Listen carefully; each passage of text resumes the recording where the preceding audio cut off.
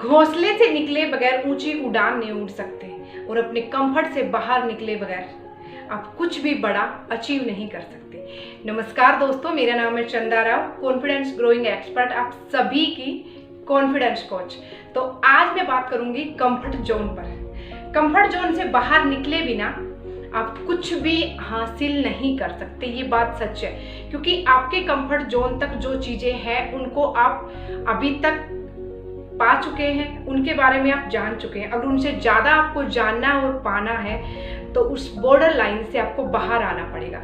और आज मैं आपको एक छोटी सी कहानी सुनाऊंगी, उसके जरिए समझाने की कोशिश करूंगी कि आप कैसे इस डर से बाहर आ सकते हैं और क्या करके आप खुद को बहुत ही स्ट्रांगली किसी भी नए प्लेटफॉर्म पे उतार सकते हैं। कहानी है एक राजा की जिसको पक्षियों से बहुत प्यार था, खासकर बाज से। और एक किसी व्यापारी ने उन्हें 2 बाज के बच्चे भेंट किए, क्योंकि बाज राजा को वैसे ही बहुत पसंद थे, लेकिन उन बाज के जो बच्चों की नस्ल थी वो बहुत बेहतरीन थी। वो उसको छोटे से ही दिखने में बहुत शानदार लगते थे। उसने बहुत ही खुशी से उनको अपने पास रखा। कुछ समय बाद उसने एक बहुत ही अनुभवी, जो जानवरों के बारे में, खास तौर पर बाज के बारे में जो ज़्यादा जानता हो, उनको रखा ताकि वो उन बाज के बच्चों की बहुत अच्छे से केयर करे, उन्हें प्रोटेक्ट करे। कुछ टाइम बाद जब बाज के बच्चे थोड़े बड़े हुए तो राजा ने देखा कि वो और भी ज़्यादा शानदार लग रहे थे, बहुत खूबसूरत लग रहे थे। राजा ने कहा, जो भी व्यक्ति उसने रखा हुआ था बाज के बच्चों को पालने के लिए, उनसे कि मैं अभी इतने बड़े हो गए हैं, मैं इनकी उड़ान देखना चाहता हूँ कि कितनी ऊंचाई तक उड़ सकते हैं, जैसे हमारे माँ बाप देखना चाहते हैं, हमारे गुरु देखना चाहते हैं, सेम उसी तरीके से। तो उन्होंने राजा की आज्ञा मिलते ही उस आदमी ने बाजों को उड़ने का इशारा किया। दोनों बाज एकदम से आसमान की तरफ उड़े, लेकिन एक बाज जहां बहुत ऊंचाइयों तक पहुंच गया था, तो वहीं दूसरा बाज थोड़ी सी ऊंचाई पर उड़ने के बाद वापस उसी डाली पर आकर बैठ गया जहां से वो उड़ा था। राजा बहुत परेशान हुआ। तो उस व्यक्ति ने बताया कि राजा साहब, का शुरुआत से यही है, इससे ऊंचाई के ऊपर ये उड़ ही नहीं पाता है, वापस यहीं आकर बैठ जाता है। राजा को बड़ी टेंशन हुई, क्योंकि वो उनसे बहुत प्यार करता था, तो वो चाहता था कि दोनों बहुत ऊंचाई तक उड़े।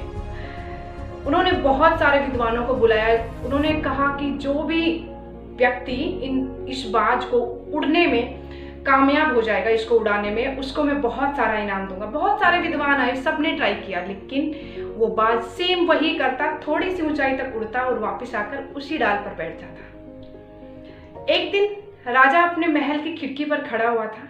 उन्होंने देखा कि दोनों बाज आसमान में उड़ रहे हैं, दोनों एक ही ऊंचाई पर, बहुत ऊंचाई पर उड़ रहे हैं। उसे अपनी आंखों पर यकीन नहीं हुआ, लेकिन फिर उसने देखा, हाँ, ये दोनों मेरे ही बाज हैं और कितनी ऊंचाई पे एक साथ उड़ रहे हैं।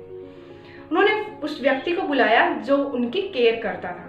उन्होंने पूछा कि आज ये बाज कैसे उड़ा, किसने उड़ाया। उस आदमी को बुलाया जाए जिसने इस बाज को उड़ाया है। अगले दिन दरबार में उस व्यक्ति को पेश किया गया जिसने उस बाज को उड़ाया था। वो एक किसान था। राजा ने उसको बहुत सारे उपहार दिए, बहुत सारे सोने के सिक्के दिए।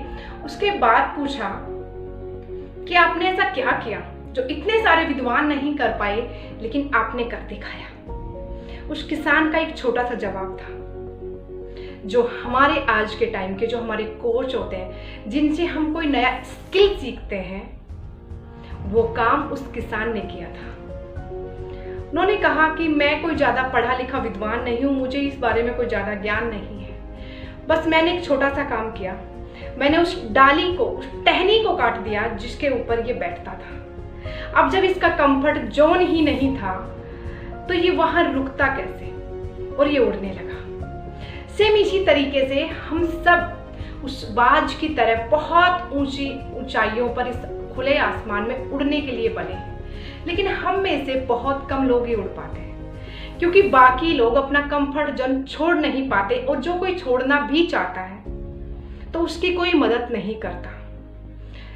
इसीलिए आज के टाइम पे, चाहे आप नॉर्मल एवरेज इंसान है या कोई कोच है, आप चाहे कोई भी है, लेकिन अगर आपको कभी लगे लाइफ में कि आपके आसपास का कोई इंसान अपनी जिंदगी में ऊंचाइयों को छूना चाहता है, लेकिन वो किसी भी कारण से, एक अंदर डर है, कुछ उसको नया आता नहीं है, या पैसे की कोई प्रॉब्लम है, या कोई और रीजन है, उसके घर वाले उसको परमिशन नहीं दे रहे, कुछ भी रीजन हो सकता है, तो मुझे लगता है कि आपको उस किसान की तरह उस व्यक्ति की हेल्प करनी चाहिए, ताकि वो जो करना चाहता है, जो वो सीखना चाहता है, जहाँ वो उड़ना चाहता है वहाँ वो उड़ सके, उन ऊंचाइयों तक वो पहुँच सके। आप एक गुरु के रूप में उसकी हेल्प कर सकते हैं, एक दोस्त के रूप में उसकी हेल्प कर सकते हैं। इसीलिए आप खुद भी उड़िए और दूसरों को उड़ने में भी हेल्प कीजिए। यही सच्ची इंसानियत भी होगी और आपकी सच्ची दोस्ती और गुरु का सच्चा फर्ज होगा। वीडियो पसंद आई तो लाइक जरूर करना और इस छोटी सी बात को अपनी लाइफ में अप्लाई जरूर करना। धन्यवाद।